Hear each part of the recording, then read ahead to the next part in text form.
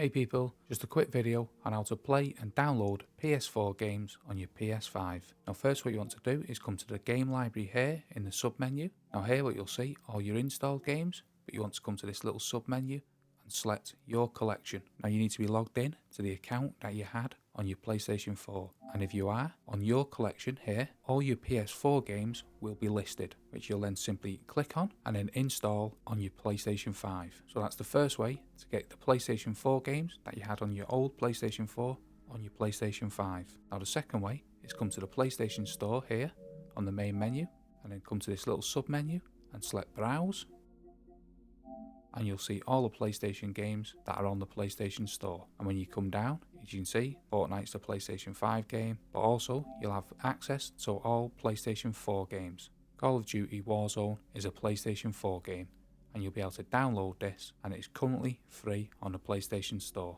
So that's two different ways how to get PlayStation 4 games on your PlayStation 5. Hope you found that video helpful, and thanks for watching.